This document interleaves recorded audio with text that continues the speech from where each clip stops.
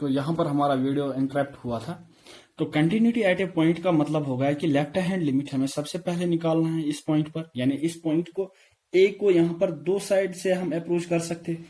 एक तो हम लेफ्ट हैंड साइड से अप्रोच कर सकते हैं, दूसरा हम राइट हैंड साइड से अप्रोच कर सकते हैं। तो सबसे पहले हम निकालेंगे लेफ्ट हैंड लिमिट, यानी जो लेफ्ट हैंड साइड से हम इसको अप्रोच कर सकते हैं वो हम निकालेंगे। दूसरा राइट हैंड साइड से, यानी राइट हैंड लिमिट हम निकालेंगे। तीसरा हम क्या करेंगे, इसमें हम एफ ऑफ ए निकालेंगे, यानी इस पर्टिकुलर पॉइंट पर हम इस फंक्शन की वैल्यू निकालेंगे। तो हम मैथमेटिकल लैंग्वेज में किस तरह से लिखते हैं, limit of x tends to a negative, यानी ए नेगेटिव मैंने इसलिए लिखा क्योंकि यहाँ पर limit of x tends to a negative इसलिए लिखा क्योंकि हम नेगेटिव साइड से, यानी इस साइड से हम लिमिट का वैल्यू निकाल रहे हैं, यानी लेफ्ट हैंड साइड से हम लिमिट का वैल्यू निकाल रहे हैं। फिर हम क्या करेंगे, limit of x tends to a positive, यानी फिर हम राइट हैंड साइड से लिमिट की वैल्यू निकालेंगे। फिर इस पॉइंट पर यानी एफ ऑफ ए पर अगर ये तीनों value left hand limit, right hand limit और एफ ऑफ वैल्यू बराबर होंगे, यानी ये तीनों वैल्यू क्या होंगे, बराबर होंगे। अगर ये बराबर होंगे तब ये फंक्शन कंटिन्यूअस फंक्शन कहलाएगा। तो अब हम एक क्वेश्चन डिस्कस कर लेते हैं। जैसे कि हमारे पास क्वेश्चन है, discuss the continuity of the function f of x. तो एफ ऑफ एक्स यहां पर दिया हुआ किसके बराबर, modulus of x divide by x, modulus of x divide by x when x is not equal to zero, यानी function का value है modulus of x divide by x कब, जब एक्स का वैल्यू जीरो नहीं है। अगर एक्स का वैल्यू बेटा जीरो नहीं है फिर क्या होगा एक्स का वैल्यू, फिर एक्स का वैल्यू जीरो के बगैर कुछ भी होगा। यानी अगर, और दूसरी कंडीशन आपको दी हुई है कि इस फंक्शन का वैल्यू 1 है, कब, जब एक्स की वैल्यू क्या है, जीरो की। और आपको कंटिन्यूटी कहां पर चेक करनी है, at x equal to zero. तो सबसे पहले मैं आपको पहली कंडीशन बताऊंगा कि जब modulus of x divide by x when x is not equal to zero, यानी एक्स जीरो के बराबर नहीं है। तो एक्स जीरो नहीं है, जीरो के बगैर सब कुछ है, यानी जीरो नहीं है, यानी 1 होगा, 2 होगा, -1 होगा, -2 होगा। यानी जीरो पर जाने के दो तरीके यहाँ पर, क्योंकि हमें कंटिन्यूटी भी कहाँ चेक करनी है, एक्स इक्वल टू जीरो, यानी दो तरीके, या तो हम लेफ्ट हैंड साइड से जीरो की तरफ आ सकते हैं यानी नेगेटिव एक्सिस से, या तो हम राइट हैंड साइड से जीरो की तरफ आ सकते हैं। ठीक है, तो दोनों तरीके से हम अप्रोच कर सकते हैं, यानी या तो लेफ्ट हैंड साइड से या तो राइट हैंड साइड से। अब देखो हम क्या करेंगे, हम सबसे पहले निकालेंगे इसमें लेफ्ट हैंड लिमिट, क्योंकि जो हमारा रूल कह रहा है कंटिन्यूटी चेक करने के लिए हमें सबसे पहले लेफ्ट हैंड लिमिट निकालना होता है, फिर उसके बाद राइट हैंड लिमिट निकालना होता है, फिर उसके बाद हमें फंक्शन का value at a particular point निकालना पड़ता है। तो सबसे पहले हम निकालेंगे लेफ्ट हैंड लिमिट। तो लेफ्ट हैंड लिमिट में मैंने देखा कि मैंने लिखा यहाँ पर limit of x tends to zero negative, limit of x tends to zero negative f of x, f of x. अब देखो इस एफ ऑफ एक्स की वैल्यू क्या आ जाएगी, इसका वैल्यू हम यहां से ले लेंगे। ठीक है, क्योंकि हमने यहां पर देखा limit of x tends to zero negative, यानी हमें नेगेटिव साइड से, यानी हमें लेफ्ट हैंड लिमिट में जीरो नेगेटिव इसलिए लेते हैं क्योंकि इससे हमें यह पता चलता है whether it is from the right hand side और from the left hand side. तो एफ ऑफ एक्स की जगह मैंने ये modulus of x divide by X क्यों लिखा, क्योंकि X is not equal to zero, तब मेरी वैल्यू क्या है, modulus of x divide by X, यानी जब एक्स जीरो नहीं है तब इसका वैल्यू ये है modulus of x divide by x, क्योंकि ये तो इस फंक्शन की डोमेन हो गई और इस डोमेन से ही हमें पता चलता है कि वैल्यू कौन सी लेनी है। तो मैंने यहां पर लिया modulus of x divide by x. तो फिर मैं क्या काम करूंगा, let x is equal to zero minus h. अगर एक्स मेरा किसके बराबर है, जीरो माइनस एच के बराबर, जैसे कि मैंने आपको बताया है कि लेफ्ट हैंड लिमिट किस तरह से सॉल्व करते हैं उसी तरह से हम सेम टू सेम सॉल्व करेंगे।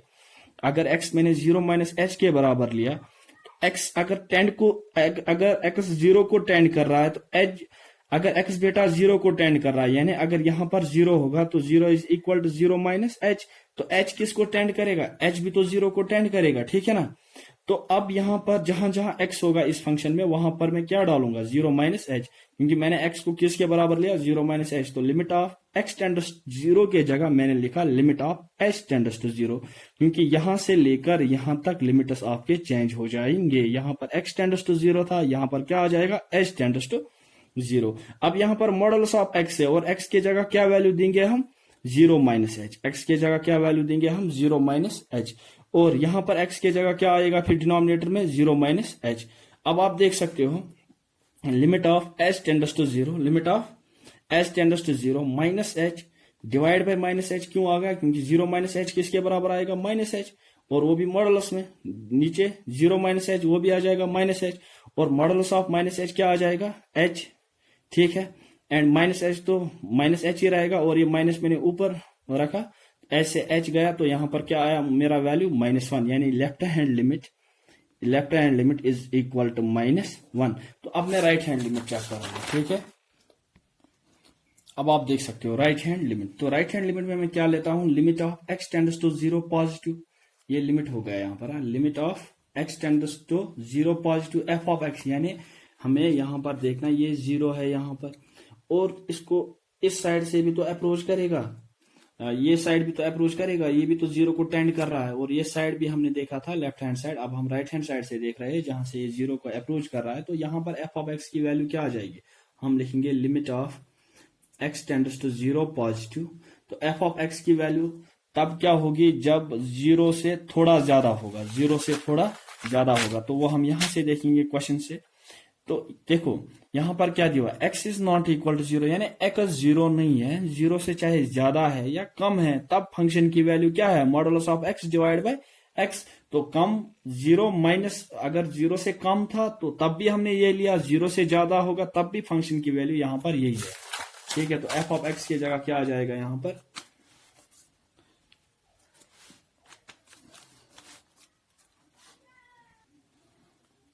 तो f ऑफ x की वैल्यू क्या आ जाएगी यहां पर, modulus of x divide by x, ठीक है। तो अब हमें पता है, जब यहां पर हमने अभी लिया था let x is equal to, क्या लेंगे आप, 0 प्लस एच, x को किसके बराबर लेंगे, 0 प्लस एच के बराबर, और x किसको टेंड कर रहा है बेटा, 0 को।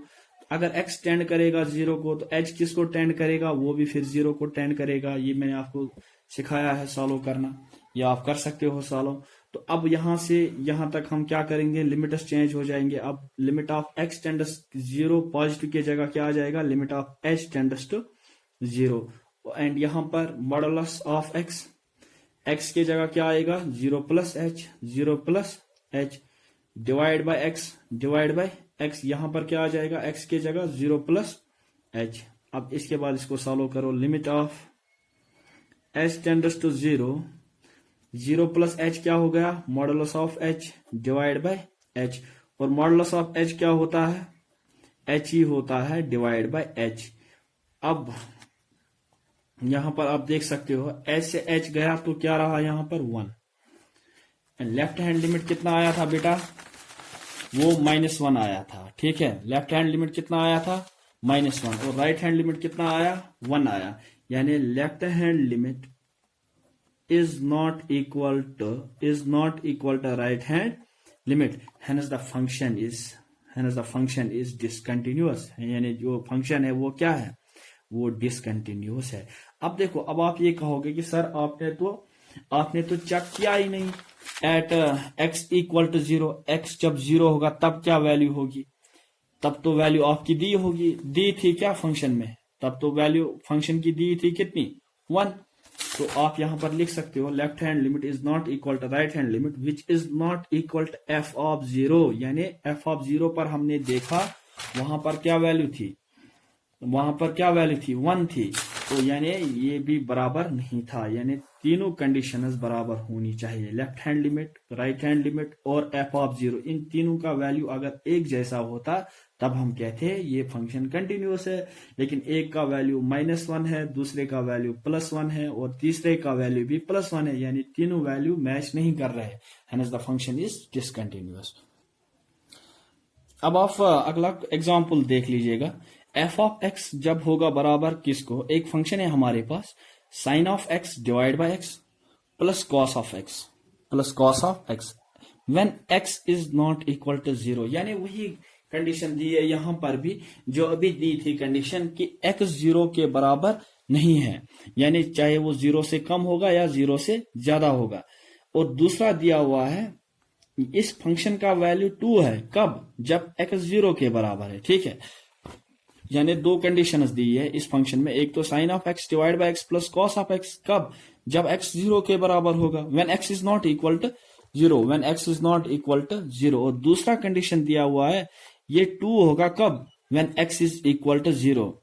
तो हम सबसे पहले इसमें कंटिन्यूअस और डिसकंटिन्यूअस चेक करने के लिए सबसे पहले हम लेफ्ट हैंड लिमिट निकालेंगे, और लेफ्ट हैंड लिमिट हमने यहाँ पर लिखा LHL यानी लेफ्ट हैंड लिमिट